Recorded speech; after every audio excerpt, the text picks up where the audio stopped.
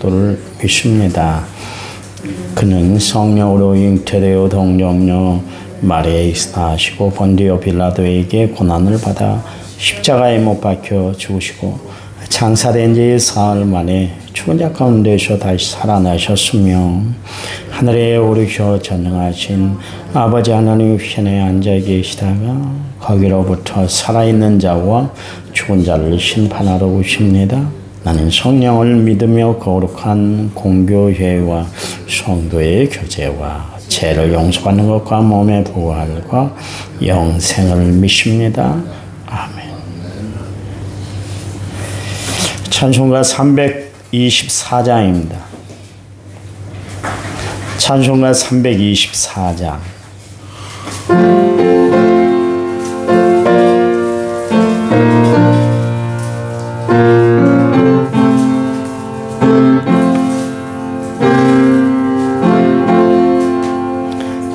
예수 나를 오라네 예수 나를 오라네 어디든지 주를 따라 주와 같이 가려네 주의 인도하심 따라 주의 인도하심 따라 어디든지 주를 따라 주와 같이 가려네 겟세마네 동산까지 주와 함께 가려 하네 피땀 흘린 동산까지 주와 함께 가려네 주의 인도하심 따라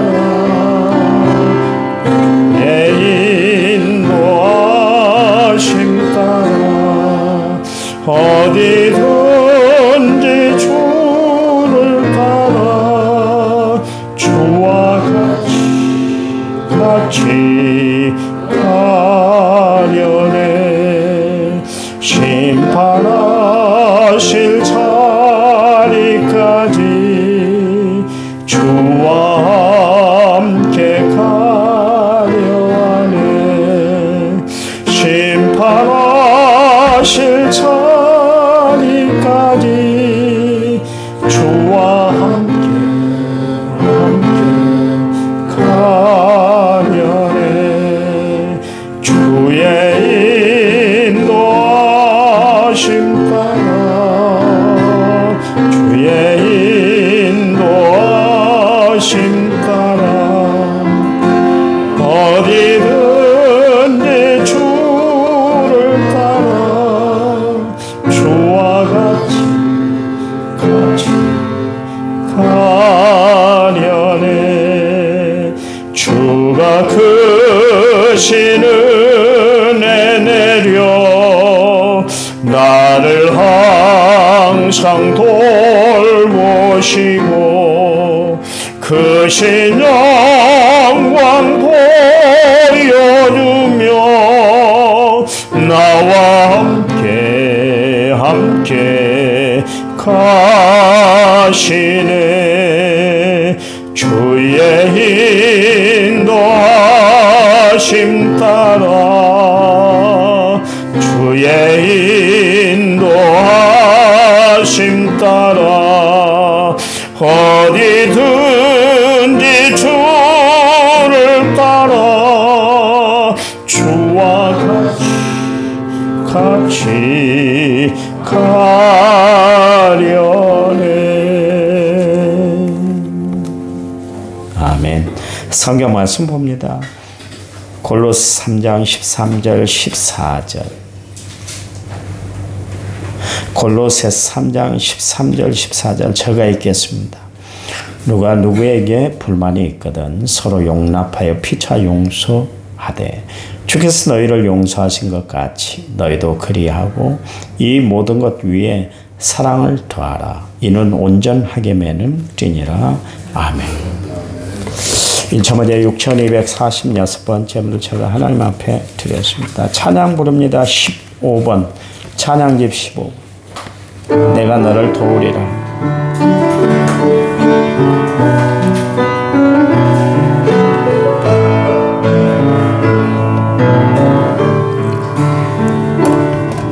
사일에 실패했어도 너는 절망하지 말아라. 내가 너를 도우리라. 다시 일어서게 하리라. 질병으로 고통당해도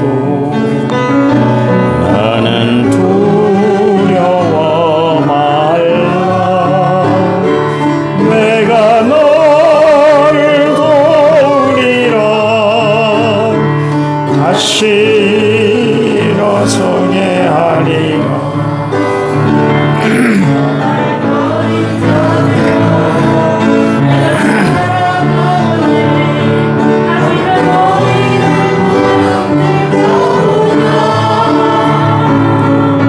나는 너와 함께하는 너의 하나님 됨이니 그런 오른손으로 붙들리라. 세게 하리라. 너를 크게 사용하리라. 너로 하여금 나를 증거하도록 내가 너를 도우리라. 세상 일에 실패했어도 나는 절망하지 말아라. 내가 너를 도우리라.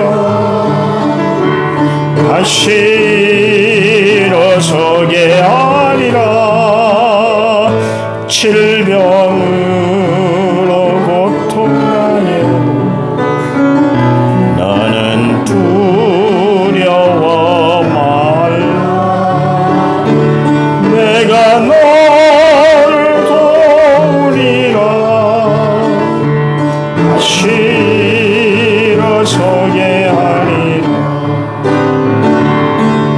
감사 눈물 흘리며 믿음으로 간구하는 너희의 기도를 내가 예면하랴. 나는 너와 함께하는 너의 하나님 됨이니 그런 오른손으로 붙들리라. 내가 너를 굳세게 하리라. 너를 크게 사용하리라. 너로 하여금 나를 증거하도록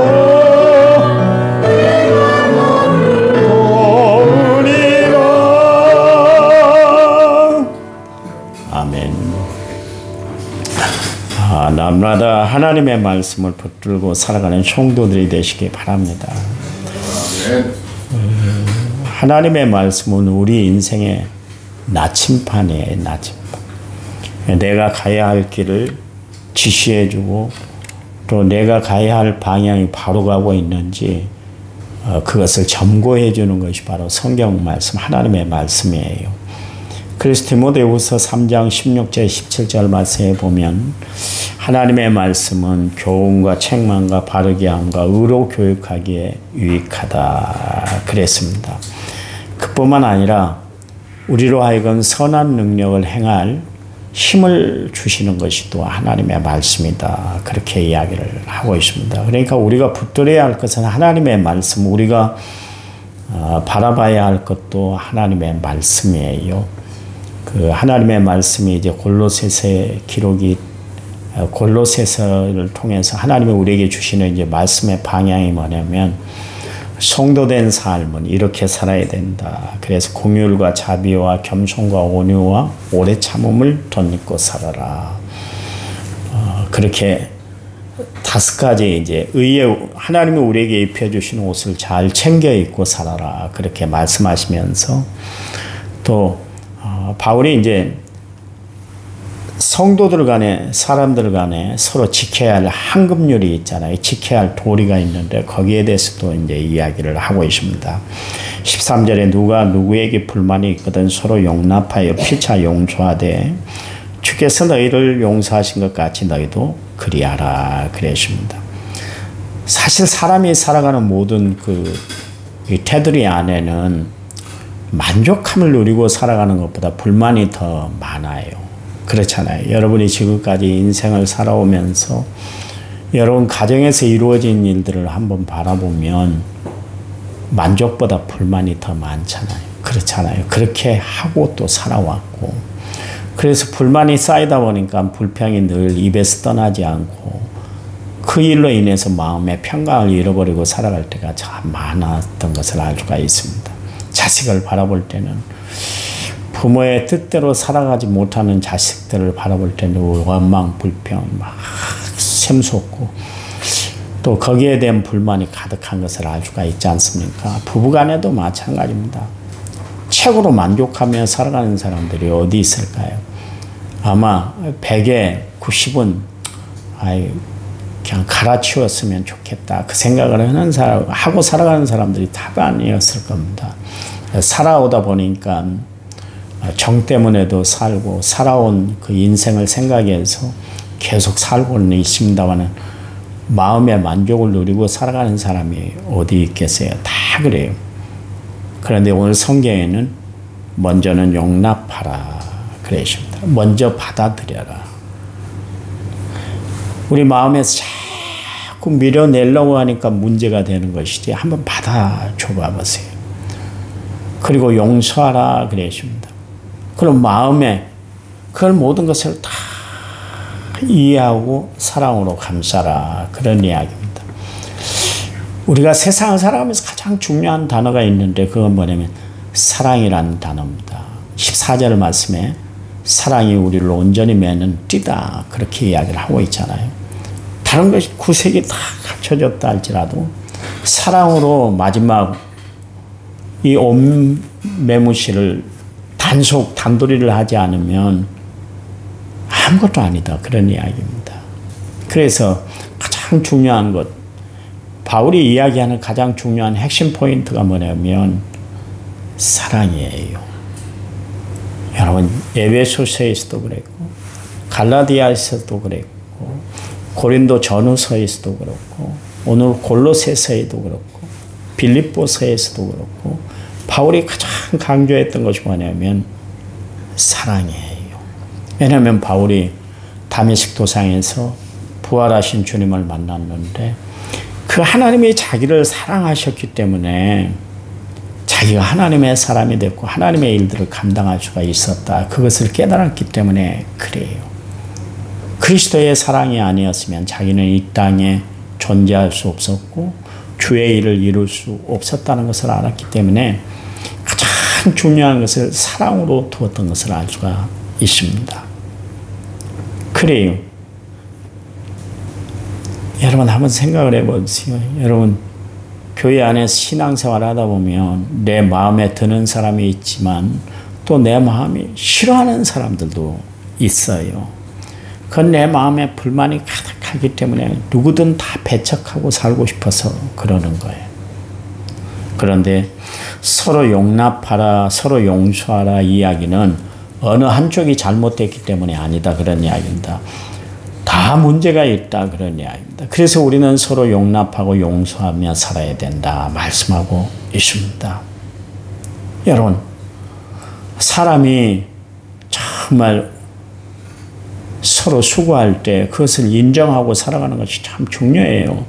상대방의 노고에 대해서 인정해주고 또 칭찬해주고 그런 것이 참 중요해요. 그런데 수고를 당연시 여기고 살아가게 되면 그것 때문에 시험건지가 드는 것을 알 수가 있습니다.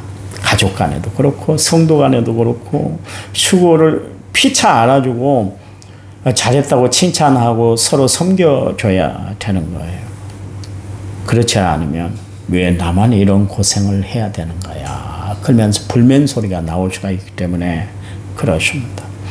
여러분 특별히 하나님의 일은 서로가 협력할 때 그 시너지가 크다는 것을 여러분 알아야 됩니다.